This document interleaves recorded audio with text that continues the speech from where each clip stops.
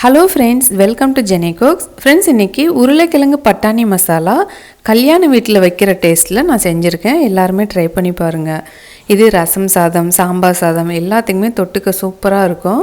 நீங்கள் வந்து சப்பாத்தி பரோட்டா கூட நீங்கள் வச்சு சாப்பிட்லாம். ரொம்ப அருமையாக இருக்கும். பூரிக்கும் நல்லாயிருக்கும். நான் இன்றைக்கி ஒரு 1/2 கிலோ அளவுக்கு உருளைக்கிழங்கு எடுத்திருக்கேன். அது தோல் நீக்கிட்டு நல்லா கழுவிக்கோங்க. கழுவிட்டு குக்கரில் போட்டுக்கோங்க. இது வந்து இந்த வர பட்டாணி தான். ஃபஸ்ட் நாள் நைட்டு ஊற வச்சுருந்தேன். சும்மா ஒரு 100 கிராம் அளவுக்கு மட்டும் எடுத்து போட்டுக்கோங்க. அது மூழ்கிற அளவுக்கு தண்ணி ஊற்றிட்டு ஒரு 3 விசில் மட்டும் விட்டுக்கோங்க. இல்லைன்னா குழைய வெந்துடும். 3 விசில் மீடியம் ஹீட்டில் வேக வச்சிங்கன்னா கரெக்டாக இருக்கும். அதிகமாக விசில் விட்டுற வேண்டாம். அப்போ தான் பதமாக வெந்து வரும். இப்போது அந்த உருளைக்கிழங்கும் பட்டாணியும் பாருங்கள், நல்லா பதமாக குழையாமல் வெந்து வந்திருக்கு. இப்போ அந்த உருளைக்கிழங்கு தனியாக எடுத்து வச்சுருங்க. இந்த தண்ணியோட அந்த பட்டாணி அப்படியே இருக்கட்டும். இந்த உருளைக்கிழங்கு பார்த்திங்கன்னா சின்ன சின்ன பீஸாக நல்லா கட் பண்ணி எடுத்துக்கோங்க. அவ்வளோதான், இது அப்படியே இருக்கட்டும். இதுக்கு தேவையான பொருள் 2 பெரிய வெங்காயம் கட் பண்ணி வச்சுருக்கேன். 2 பச்சை மிளகாயும் எடுத்துக்கோங்க. 2 மீடியம் சைஸ் தக்காளி, கொஞ்சமாக கொத்தமல்லி இலை. இது வந்து மிளகாத்தூள், கொத்தமல்லி தூள், கரம் மசாலா, அப்புறம் கறி மசாலா பவுடர் எல்லாமே ஒவ்வொரு டீஸ்பூன் அளவுக்கு எடுத்துக்கோங்க.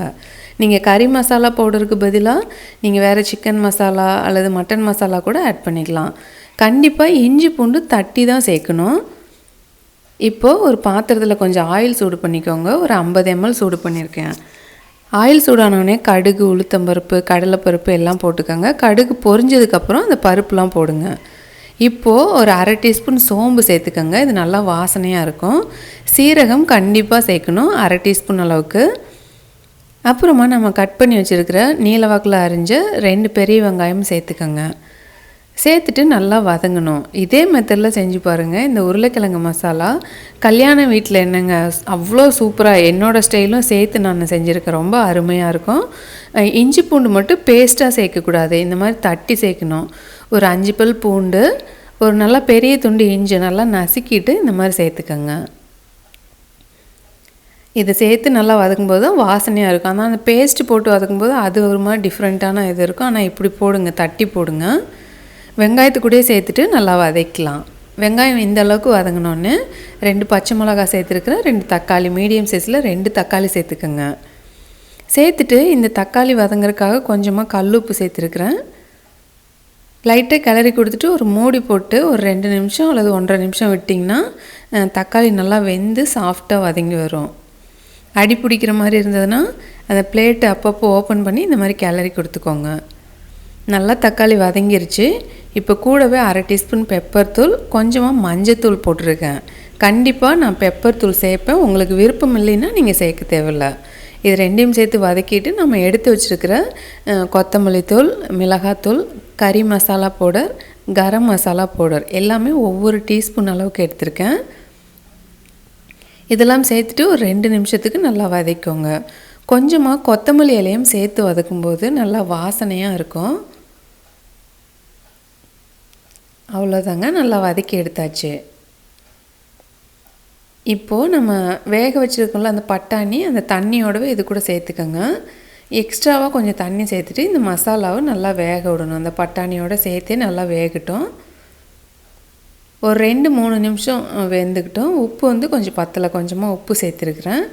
சேர்த்துட்டு ஒரு 4-5 நிமிஷம் அப்படியே வேக விடுங்க. கொஞ்சமாக அந்த தண்ணி வற்றினதுக்கு அப்புறமா நம்ம கட் பண்ணி வச்சுருக்கிற உருளைக்கிழங்கு வந்து இது கூட சேர்த்துக்கோங்க. அவ்வளோதாங்க, உருளைக்கிழங்கை சேர்த்துட்டு நல்லா இந்த மாதிரி கிளறி கொடுத்துக்கோங்க. இது ஒரு 5 நிமிஷம் அப்படியே வேக வைக்கலாம். கொஞ்சம் திக்காகட்டும். செய்கிறது ரொம்ப சிம்பிள், செம்ம டேஸ்டியாக இருக்கும். அவ்வளோ சூப்பராக இருக்கும். என்ஜாய் பண்ணி சாப்பிடுவீங்க. இது வந்து வெறும் சாதத்திலே கூட நீங்கள் பிசைஞ்சு சாப்பிட்லாம். சப்பாத்திக்கு, பூரிக்குலாம் ரொம்ப அட்டகாசமாக இருக்கும். நம்ம இது வந்து ரசம், சாம்பார் சாதத்துக்கு தான் சைடிஷாக நம்ம செஞ்சுருக்கோம். அவ்வளோதாங்க. நல்லா ஒரு 5 நிமிஷம் கலந்து விட்டதுக்கப்புறம் கொதிச்சதுக்கப்புறமா ஸ்டவ் ஆஃப் பண்ணிவிட்டு மேலே கொஞ்சமாக கொத்தமல்லி எல்லாம் தூவிக்கோங்க.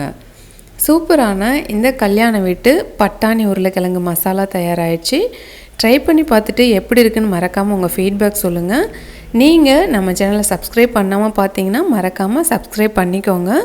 பக்கத்தில் இருக்கிற பெல் ஐக்கானை கிளிக் பண்ணிவிட்டு ஆல்ன்ற ஆப்ஷனையும் கிளிக் பண்ணிக்கோங்க. அப்போ தான் நான் போடுற வீடியோ உங்களுக்கு உடனே வந்து சேரும். தேங்க்யூ.